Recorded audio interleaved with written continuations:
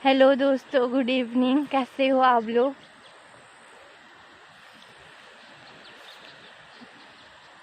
दोस्तों, देख रहे होंगे आप चारों तरफ हरियाली हरियाली। दोस्तों, आज मैं आप लोगों को एक पौधे के बारे में, इसके गुणों के बारे में बताऊंगी और इसके फायदे बताऊंगी। आप देख रहे होंगे, ये रहा भांग। काफ़ी खूबसूरत पौधा है, लेकिन दोस्तों ये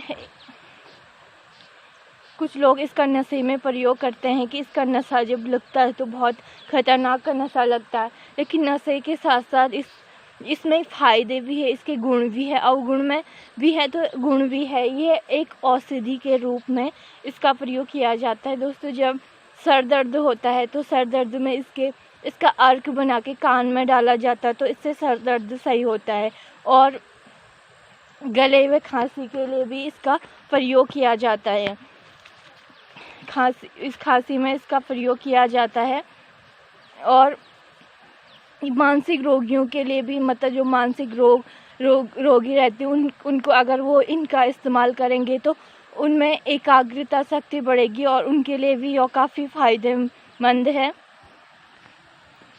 मतलब काफ़ी रोगों के लिए ये इस्तेमाल किया जाता। प्राचीन काल में जब हॉस्पिटल की सुविधाएं नहीं थी तो लोग इन्हीं जड़ी बूटियों का इस्तेमाल करते थे और उससे सही भी होते थे। प्राचीन काल में तो जड़ी बूटियाँ जो आयुर्वेदिक में इसका पूरा बखान है, इसके बारे में बताया गया है आयुर्वेदिक में। जब आजकल तो हॉस्पिटल की सुविधाएं हैं वो, लेकिन जब प्राचीन काल में जब हॉस्पिटल की सुविधाएं नहीं थी तो जो हमारे पहाड़ में जो जड़ी बूटियाँ हैं इसी का इस्तेमाल किया जाता था।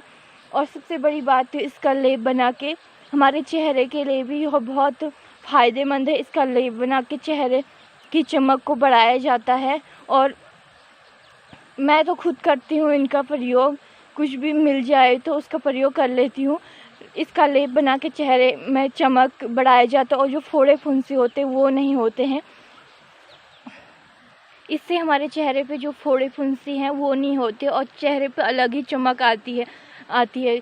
आजकल ब्यूटी पार्लर का ज़माना है, लोग कॉस्मेटिक चीज़ों के इस्तेमाल करते हैं, लेकिन उससे ये होता है कि कुछ ही पल की चमक रहती है, लेकिन उसके तीसरे चौथे पाँचवें दिन में वो चमक चले जाती है और केमिकल का इस्तेमाल होता है तो वो हमारे चेहरे की जो चमक है कुछ दिनों के बाद हट जाती है और चेहरा ख़राब होने की संभावना भी होती है।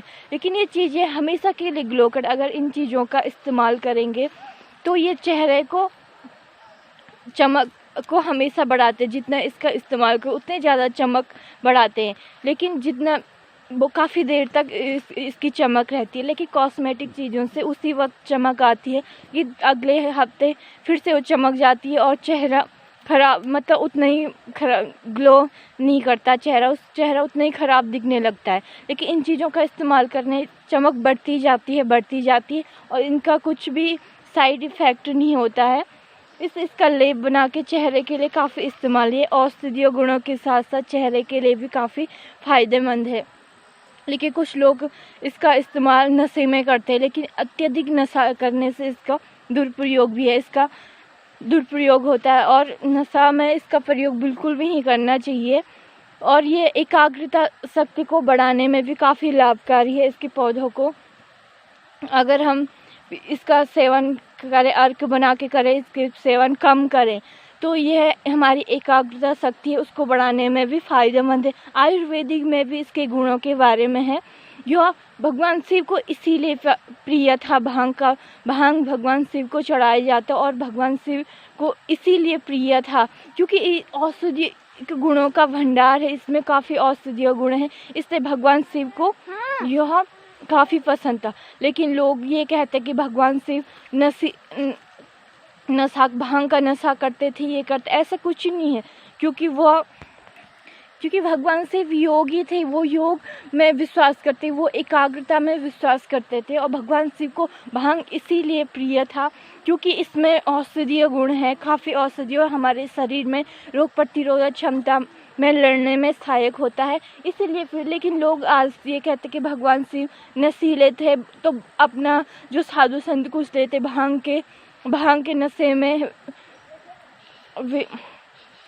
में वो रहते हैं, काफ़ी नशा करते, पर ऐसा कुछ नहीं है। भगवान शिव को इसीलिए प्रिय था क्योंकि इसमें औषधीय गुण थे और भगवान शिव एकाग्रता में विश्वास करते थे। वो योगी थे, योग साधना में लीन रहते थे हमेशा। तो भगवान शिव, तो लोग उसका गलत नेगेटिव चीज़ें सोचते हैं। भांग का नाम सुन के लोग ये कहने लगते हैं कि इसका प्रयोग सिर्फ नशा में करते हैं। भगवान शिव इसका प्रयोग करते तो हम भी करेंगे। भगवान शिव करते होंगे क्योंकि औषधि के रूप में लेते होंगे, क्योंकि भगवान शिव कैलाश में रहते हैं जहाँ की आसपास पूरे बर्फ ही बर्फ हो। तो ये एक औषधि के रूप में उनको लेंगे, इसीलिए उनका प्रिय होगा। लेकिन लोग गलत इस्तेमाल करते, कुछ लोगों को इनके बारे में जानकारी नहीं रहती, तो लोग बोलते भांग सिर्फ नशे में प्रयोग किया जाता है। ऐसा कुछ नहीं है। ये आयुर्वेदिक में इनके गुणों के बारे में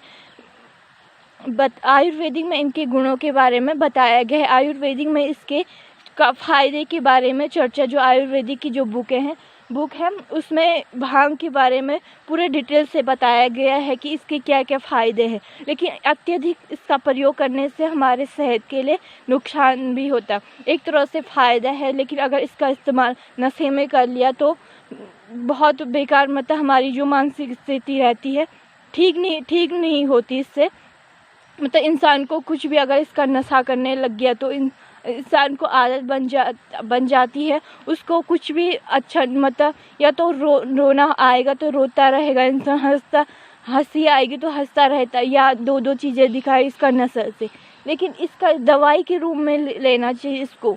मतलब आयुर्वेदिक में यही है कि इसको दवाई के रूप में लिया जाए, जैसे हम दवाई लेते उसी तरह लिया जाए, और इसकी आदत नहीं बनानी चाहिए। जब हमें इसकी ज़रूरत हो तभी इसका इस्तेमाल करना चाहिए।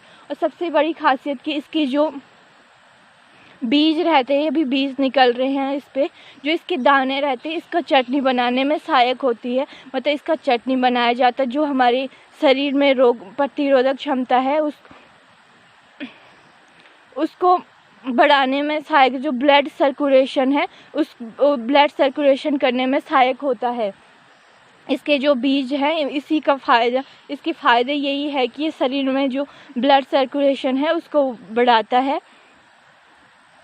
काफ़ी फ़ायदे के साथ साथ नुकसान यही है, इसका अत्यधिक प्रयोग नहीं करना चाहिए। और एक औषधि के रूप में ही लिया जाए वो तो तभी ठीक होगा। एकाग्रता शक्ति बढ़ाने में भी और सहायक है। आप देख रहे होंगे कितना खूबसूरत पौधा है।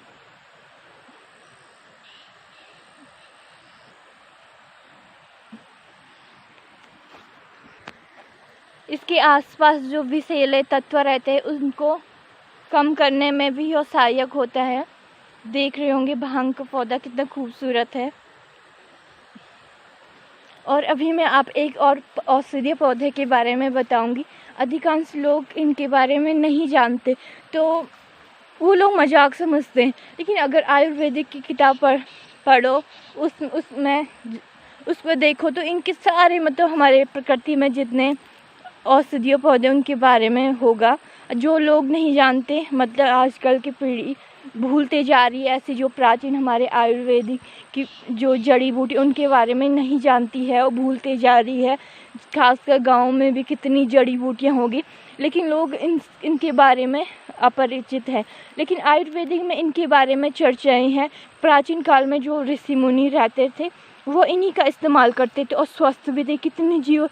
कितने साल जीते थे। जो उनकी जो उम्र है योग साधना से, ऐसे जड़ी बूटियों का इस्तेमाल करने से, कंदमूल फलों का इस्तेमाल करने से उनकी उम्र तेज। लेकिन कलयुग में छोटी उम्र में ही रोग बीमारियां होने स्टार्ट हो जाती है।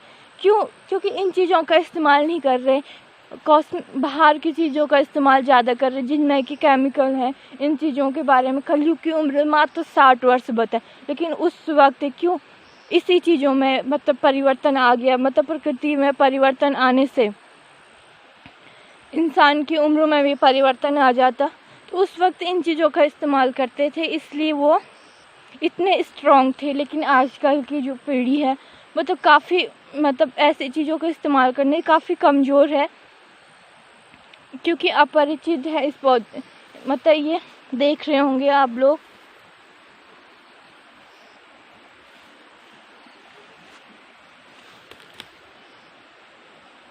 इसे कुंज कहते हैं, काफ़ी कड़वा होता है।